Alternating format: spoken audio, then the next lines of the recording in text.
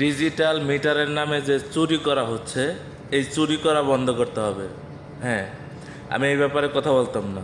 ভাই, আমারও তো রিচার্জ করা লাগে মিটারে, আমারও তো রিচার্জ করা লাগে।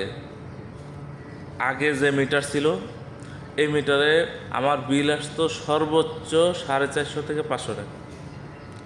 আর এখন বিল আসে 1000 টাকার উপরে, মানে 1000, 1200, 1500 হয়ে যায়। এত যদি বিল আসে তাহলে কত পরিমাণ চুরি করে এবার চিন্তা করেন।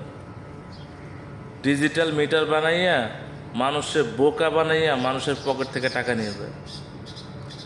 এত পরিমাণ টাকা নেয় যে আপনি হিসাব করেন যে 450, 500 টাকা কোথায় আর 1200, 1500 টাকা কোথায়। এত টাকা যদি তারা চুরি করে নেয় তাহলে এবার চিন্তা করেন প্রত্যেকটা গ্রাহকের কাছ থেকে কত টাকা নিয়ে যায় তারা।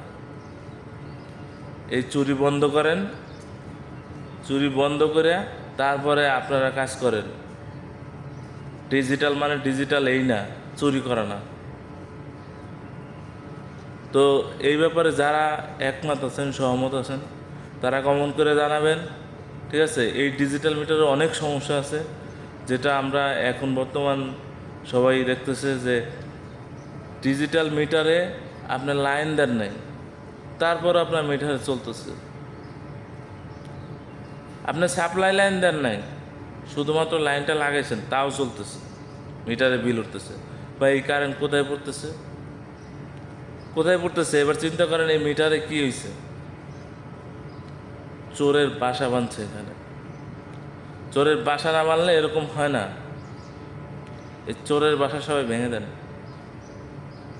চোরের বাসা ভেঙে দিয়ে নতুন বাসা তৈরি করেন,